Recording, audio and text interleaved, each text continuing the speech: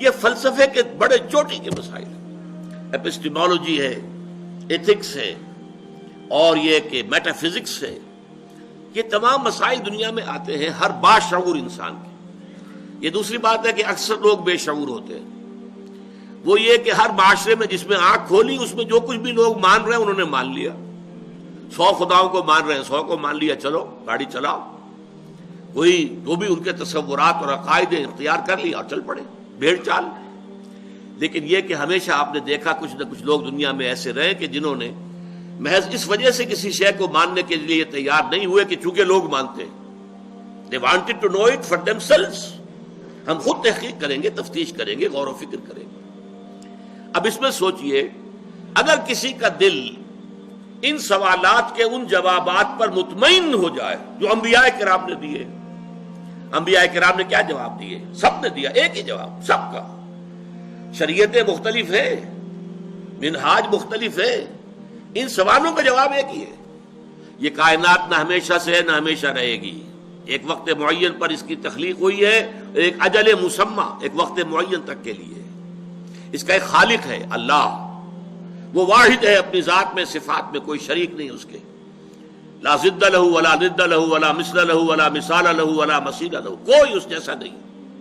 ولم يكن له كفوا احد، لم يلد ولم يولد.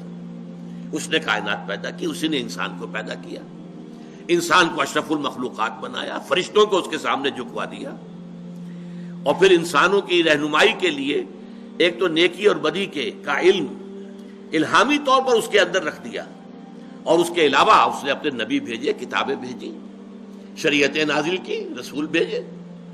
ان سارے جوابات کو مان لینا جو ہے یہ پہلا قدم ہے جس کا نام ایمان ہے. اب جس شخص نے یہ جوابات تسلیم کیے، مان لیا، اس کے لیے لازم ہوگا کہ اللہ کے احکام مانے. یہ منطقی نتیجہ ہے. لازم ہوگا کہ رسول کے بتائے وہ راستے پر چلے. لازم ہوگا کہ اپنے آپ کو اللہ کے غضب سے اور عذاب سے اور جہنم سے بچانے کی فکر کرے. یہ عمل صالح ہے. تیسرے درجے میں اب اسی کی دعوت دے، اسی کو لوگوں تک پہنچائے، لوگوں کو اسی راستے کی طرف بلائے. اور چوتھے درجے میں یہ کہ اگر اس میں کوئی تکلیف آتی ہے، جیسا کہ آپ کو معلوم ہے تمام انبیاء اور رسول کو تکلیفیں اٹھانی پڑی. کیسی کیسی تکلیفیں جھیلی ہیں ہمارے انبیاء اور رسول نے. اور حضور فرماتے ہیں کہ تمام انبیاء نے جو تکلیفیں برداشت کی ہیں میں نے تنہا وہ ساری برداشت کی. آپ کا خون بھی آپ کو معلوم ہے بہا ہے 2 مواقع پر. آپ کو معلوم ہے کہ طائف کی مٹی میں بھی حضور کا خون جذب ہوا، اور پھر دامن احد میں تو خون کا فوارہ چھوٹا ہے آپ کے چہرے سے. یہ جو رخسار مبارک کی ہڈی تھی اس کے اندر چونکہ وار تلوار کا جو ہے گھس گیا، اور خود جو آپ نے پہنا ہوا تھا اس کی 2 کڑیاں بھی اس کے اندر گھس گئیں. تو اس میں جو ہے جب ان کو نکالا گیا ہے تو خون کا فوارہ چھوٹا، اتنا خون گیا ہے کہ آپ بے ہوش ہو گئے. تو تکلیفیں جھیلو حق کے لیے، بھلائی کے لیے، عدل کے لیے، انصاف کے لیے. یہ ہے راستہ الا الذین آمنوا وعملوا الصالحات وتواصوا بالحق وتواصوا بالصبر. اب اس میں ذرا باہمی جو ربط ہے ان کا وہ بھی سمجھ لیجئے. ایمان اور عمل صالح کے ربط پر تو میں پچھلے اپنی نشست میں کچھ احادیث آپ کو سنا چکا ہوں. ایمان جب تک صرف ٹپ آف دی ٹنگ پر ہے، اقرار باللسان، عمل جدا ہو سکتا ہے، قول کچھ اور ہوگا، عمل کچھ اور ہوگا. لما تقولون ما لا تفعلون، اسی پر ڈانٹ پلائی گئی ہے سورہ صف میں. یا ایھا الذین آمنوا لما تقولون ما لا تفعلون، اے ایمان والو کیوں کہتے ہو جو کرتے نہیں ہو. کبر مقتا عند اللہ ان تقولوا ما لا تفعلون، اللہ کے نزدیک اس کے غضب کو بھڑکانے والی بات ہے یہ کہ تم کہو وہ جو کرتے نہیں. تو جب تک تو صرف ٹپ آف دی ٹنگ پر ہے، صرف اقرار باللسان کا درجہ ہے ایمان کا،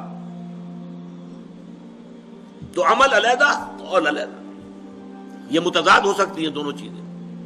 لیکن جب ایمان دل میں گھس جاتا ہے تو پھر ظاہر بات ہے کہ اس دل کے تابع ہے انسان کی پوری شخصیت.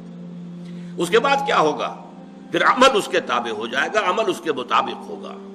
عمل لازماً جو ہے کیسے ہو سکتا ہے کہ یقین ہو دل میں اور اللہ کا حکم جو ہے انسان توڑ رہا ہو. یقین ہو کہ مر کے اللہ کے حضور میں حاضر ہونا ہے اور پھر اس کے احکام جو ہے اس کی خلاف ورزی کی جا رہی ہے. ایک کانسٹیبل کھڑا ہوتا ہے چوک پر تو آپ کی گاڑی سائیکل ہو یا موٹر سائیکل ہو یا کار ہو ٹھیک جگہ جا کر کھڑی ہو جاتی ہے. اور اگر کوئی کانسٹیبل نہیں ہے تو دائیں بائیں دیکھ کر کے کوئی ٹریفک نہیں ہے، اچھے اچھے لوگ جو ہیں وہ اشارہ توڑ جاتے ہیں۔ تو اگر کسی کو یقین ہو اللہ ہے اور ہر آن مجھے دیکھ رہا ہے، ہر آن دیکھ رہا ہے، چاہے میں 3 پردوں میں ہو جاؤں، میں نے گھر کا مین دروازہ بھی بند کیا ہے، پھر یہ کہ اس کے بعد سارے دروازے کھڑکیاں ان کے اوپر پردے بھی ڈال دیے ہیں، لیکن ایک آنکھ مجھے اب بھی دیکھ رہی ہے، اگر یہ یقین ہو تو کیسے اس کے حکم کی خلاف ورزی ہوگی؟ اس لیے میں نے حدیثیں آپ کو سنائی تھی، لا یزنی الزانی حین یزنی وہو مومن، کوئی زانی حالت ایمان میں زنا نہیں کرتا۔ کیسے ممکن ہے کہ دل میں ایمان ہو اور زنا ہو رہا ہو؟ ناممکن۔ پھر وہ دھیلے کی قیمت نہیں اس ایمان کی۔ کوئی شرابی حالت ایمان میں شراب نہیں پیتا، کوئی چور حالت ایمان میں چوری نہیں کرتا۔ اسی طرح یہ کہ آپ نے 3 مرتبہ قسم کھائی، واللہ لا یؤمن واللہ لا یؤمن واللہ لا یؤمن، قیل من یا رسول اللہ، خدا کی قسم فلاں شخص مومن نہیں، فلاں شخص مومن نہیں، فلاں شخص مومن نہیں، 3 دفعہ قسم۔ پوچھا گیا کون؟ آپ نے فرمایا الذی لا یأمن جارہ بوائقہ، وہ شخص کہ جس کی کج خلقی کی وجہ سے، بد اخلاقی کی وجہ سے اس کا پڑوسی چین میں نہیں ہے، امن میں نہیں ہے۔ پڑوسی کو ہر وقت اندیشہ ہوتا ہے پتہ نہیں کیا کر گزرے گا، یہ میری عزت پر کوئی حملہ کرے گا، کیا کرے گا، کچھ پتہ نہیں۔ تو وہ شخص مومن نہیں ہے، وہ نمازی ہو، وہ روزے دار ہو، وہ متقی ہو، وہ داڑھی والا ہو، سب کچھ ہو، لیکن یہ کہ اگر پڑوسی امن میں نہیں، چین میں نہیں ہے تو وہ مومن نہیں ہے، نہیں ہے، نہیں ہے، خدا کی قسم نہیں ہے۔ تو آپ بتائیے ایمان اور عمل صالح کو کیسے ایک دوسرے سے جدا کر دیں گے؟ ہاں لیگل لیول پر، at the tip of the tongue, زبان پر جب ایمان ہے تو ہو سکتا ہے عمل اور قول اور، لیکن جب دل میں ایمان آ جائے گا تو پھر ممکن نہیں۔ اسی طریقے سے یہ تو ایمان اور عمل صالح کا تعلق ہو گیا جو بالکل لازم و ملزوم ہے، جسے آپ اردو محاورے میں کہتے ہیں چولی دامن کا ساتھ ہے، چولی دامن کا ساتھ۔ اسی طریقے سے 3 اور 4 کو بھی جب دیکھیں گے تو اس کا بھی بالکل واضح طور پر بات ہے کہ ان کے درمیان رشتہ ہے لازم و ملزوم کا۔ عام قول ہے دنیا میں ٹروتھ از بٹر، عربی میں بھی کہتے ہیں الحق مرن، حق جو ہے کڑوا ہوتا ہے، کوئی شخص سننے کو تیار نہیں۔ آپ کوئی اچھی بات کسی سے کہیے، تنقید کیجئے اس پر، اگر اس نے کوئی غلط حرکت کی ہے تو آپ کو ریزنٹمنٹ کا سامنا تو ہوگا، کوئی عملی اقدام آپ کے خلاف نہ ہو، یہ بھی ہو سکتا ہے کوئی آپ پر زد و کوب کرنے کے لیے بھی آمادہ ہو جائے، تو یہ تو آئے گا۔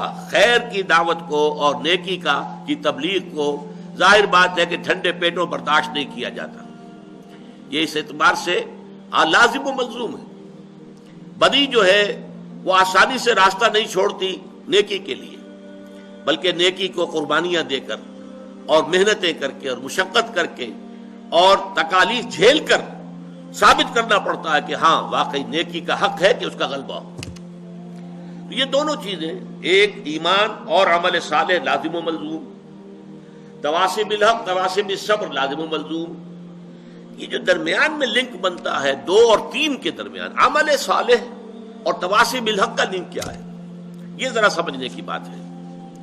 دیکھیے نیکی اگر واقعتاً آپ میں پیدا ہو گئی ہے، خیر بھلائی عمل صالح آپ میں پیدا ہو گیا ہے، اگر واقعی، اگر وہ دکھاوے کا نہ ہو، ریاکاری کا نہ ہو، جھوٹ موٹ کا نہ ہو، واقعی ہو، واقعی ایمان پیدا ہو گیا، واقعی آپ کا عمل صالح جو ہے وہ میچور ہو گیا، تو 3 تقاضے ہیں جن کے تحت وہ آپ کی ذات سے پھیلے گا باہر معاشرے کے اندر۔ پہلی بات تو سمجھیے کہ فزیکل لا ہے، اگر کہیں بھٹی جل رہی ہے آگ کی تو اس سے حرارت ماحول میں سرایت کرے گی کہ نہیں؟ لازماً پھیلے گی۔ اور اگر کہیں برف کی سلیں رکھی ہوئی ہیں اس سے ٹھنڈ ماحول میں سرایت کرے گی کہ نہیں؟ لازماً کرے گی، فزیکل لا ہے نا۔ اگر آپ میں نیکی ہے، عمل صالح ہے، خیر ہے، یہ خیر آپ سے لازماً معاشرے کے اندر سرایت کرے گا، پھیلے گا۔ جیسے کنٹیجیس ڈیزیز ہوتی ہیں کہ بیماری ایک دوسرے کو لگتی ہے، ایسے یہ خیر، یہ بھلائی جو ہے یہ بھی یقیناً ایک سے دوسرے تک متعدی ہوتی ہے، پھیلتی ہے، جاتی ہے اور سرایت کرتی ہے۔ ثانیاً فرض کیجئے آپ کو اللہ تعالیٰ نے کوئی خیر دیا ہے، کوئی بھلائی دی ہے، سیدھا راستہ دکھا دیا ہے جو سیدھا جنت کی طرف لے کے جانے والا ہے، تو کیا آپ کی شرافت اور مروت کا تقاضا نہیں ہوگا کہ آپ اسے اپنے عزیزوں، رشتہ داروں، دوستوں، اقربا اور عام انسانوں تک اس کو ان کے ساتھ شیئر کریں. آؤ بھائی تم بھی اس راستے پر آؤ, دیکھو اس راستے پر نہ جاؤ, وہ ہلاکت والا راستہ ہے, تباہی کی طرف تم جا رہے ہو, آؤ اس راستے کی طرف جو کہ در حقیقت کامیابی کا راستہ ہے. تو اس کے لیے شرافت, جیسے کسی کے پاس اگر دولت ہے تو شرافت اور مروت کا تقاضا کیا ہے, وہ اپنی دولت کو شیئر کرے غرباء کے ساتھ, فقراء کے ساتھ, مساکین کے ساتھ.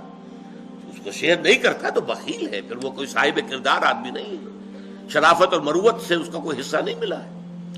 اسی طریقے سے خیر ملا ہے, ہدایت ملی ہے, نیکی ملی ہے, وہ جو خیر کا راستہ ہے, کامیابی کا راستہ ہے, اس کی معرفت حاصل ہو گئی ہے, اس کا علم حاصل ہو گیا ہے, تو اس کو شیئر کرنا یہ شرافت اور مروت کا تقاضا ہے.